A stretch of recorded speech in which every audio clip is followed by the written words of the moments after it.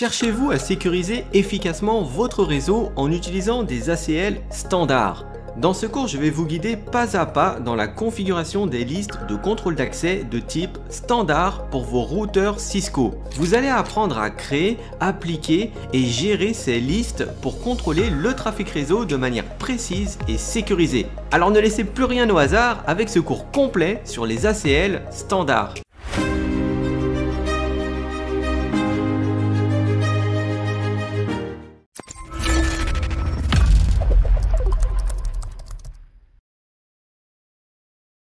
Les ACL standards se configurent sur un routeur en mode de configuration globale. La commande Access List permet de créer une entrée ACL. Ici dans l'exemple, le réseau 172.16.2x0 combiné à un masque inversé en 2x0.2x255 indique n'importe quelle adresse source qui commence par 172.16. Nous avons vu qu'une ACL standard est numérotée de 1 à 99 ou de 1300 à 1999. Dans l'exemple, nous avons choisi de la nommer en 1. La sortie de la commande Show Access List affiche les ACL qui sont actuellement configurés sur le routeur. Pour supprimer une ACL, il faut faire un No Access List plus son numéro d'ACL en mode de configuration globale. Et si on refait un Show Access List, cela nous confirme bien que l'ACL est supprimée. Une ACL peut contenir plusieurs lignes. Par contre, il n'est pas possible de supprimer une ligne individuellement, du moins pour les ACL numérotées. Le No Access List plus le numéro de l'ACL supprime tout le contenu de l'ACL. La seule manière d'enlever ou de modifier une ACL serait de copier toutes les lignes de l'ACL dans un éditeur de texte pour la modifier. Ensuite, de supprimer l'ACL sur le routeur et de copier-coller la nouvelle ACL qu'on aura modifiée dans l'éditeur de texte. Sur les nouvelles versions de l'iOS, l'édition d'une ACL est simplifiée car désormais elles utilisent une numérotation séquentielle. Grâce à l'ACL, il est donc possible de filtrer le trafic réseau pour limiter ou restreindre l'accès à une ressource réseau. L'ACL permet de contrôler l'accès en fonction des informations de couche 3 qui sont contenues dans l'entête du paquet IP. Avec une ACL standard, il est possible d'empêcher des paquets IP soit d'entrer ou soit de sortir du routeur. Voici un petit schéma qui explique bien la différence entre le fait de placer l'ACL en entrée ou en sortie d'interface. Dans une ACL sortante, les paquets qui rentrent sur le routeur sont traités avant tout par la table de routage. Si le réseau de destination du paquet ne fait pas partie des réseaux qui figurent dans la table de routage, alors il sera supprimé. Et si une correspondance existe, il sera envoyé vers l'ACL. Et idem pour l'ACL, si le paquet est autorisé, alors il partira vers l'interface de sortie, sinon il sera supprimé. Et pour une ACL entrante, ici les paquets sont d'abord traités par l'ACL avant d'être envoyés au routeur. Après avoir configuré une ACL, il faut l'appliquer à une interface à l'aide de la commande IP Access Group. La commande IP Access Group 1 out applique l'ACL numéro 1 sur l'interface en sortie. Et la commande IP Access Group 2 in applique l'ACL numéro 2 sur l'interface en entrée. Il ne peut y avoir qu'une seule ACL par protocole, par direction et par interface. On va prendre un exemple.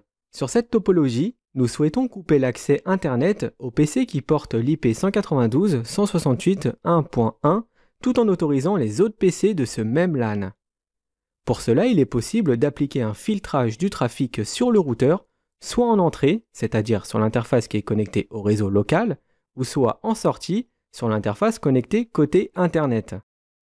Comme la lecture d'une ACL se fait de haut en bas, nous allons créer la première entrée en refusant le PC et la seconde en autorisant tout le LAN 192.168.1.0/24. Ensuite, il ne nous reste plus qu'à appliquer cette ACL en sortie sur l'interface face Ethernet 01. Vous remarquerez que l'ACL a été placée en sortie du routeur. On aurait très bien pu aussi la positionner directement sur l'entrée face Ethernet 00, ce qui empêcherait toujours le PC en point 1 d'accéder à Internet. Mais le problème, c'est que ça l'aurait aussi empêché de communiquer avec le routeur. Notre seconde ligne de l'ACL est indispensable car implicitement pour des raisons de sécurité, la dernière entrée refuse tout passage. En gros, si aucune entrée n'est matchée, le paquet est supprimé. C'est pourquoi dans notre exemple, il était important d'ajouter une ligne qui autorise tout le reste du réseau. Au lieu de déclarer notre ACL standard par un numéro compris entre 1 à 99 et 1300 à 1999, il est possible de lui affecter un nom. C'est ce qu'on appelle une ACL nommée. Cela permet d'avoir une description sur la fonction de l'ACL, ce qui peut être très utile quand on en a plusieurs. La commande pour créer une access list nommée est IP access list standard plus le nom qu'on souhaite lui donner. Dans l'exemple, on lui donne le nom de Internet interdit PC1. On ne peut pas être plus clair que ça. Le nom qu'on attribue à l'ACL doit être unique. Vous remarquerez que le cycle a changé. On est maintenant dans le mode de configuration de notre ACL. On peut désormais écrire nos ACL une par une. Le principal avantage d'une ACL nommée, c'est que chaque ligne qu'on rentre est numérotée à partir de 10 et incrémentée de 10 pour les suivantes. Notre ligne DENI portera le 10 et la ligne en dessous sera numérotée 20. Grâce à ça, il est possible de supprimer ou modifier une ligne sans devoir supprimer l'ACL en entière. Et il ne nous reste plus qu'à rattacher notre ACL nommée sur l'interface. Il s'agit de la même commande, sauf qu'à la place du numéro, on met le nom. Si on fait un Show Access List, on voit bien que nos deux lignes ACL portent chacune un numéro de séquence. Le gros avantage, c'est que si on souhaite interdire Internet pour un autre PC, qui porterait l'IP 192.168.1.2, on aura juste à placer notre ligne ACL juste avant le permit, en la numérotant avec un chiffre inférieur à 20. Dans l'exemple, on a pris le numéro de séquence 5. De cette façon, si on refait un Show Access List, notre dernière ACL s'est placée au-dessus de la première. On peut aussi très facilement supprimer une seule ligne de l'ACL sans devoir la supprimer complètement en faisant simplement un No plus le numéro de séquence à supprimer. À faire bien évidemment dans le mode de configuration de l'ACL. Et on va terminer avec la commande Access List Reséquence, qui permet la mise à jour de ces numéros de séquence sans faire de redémarrage.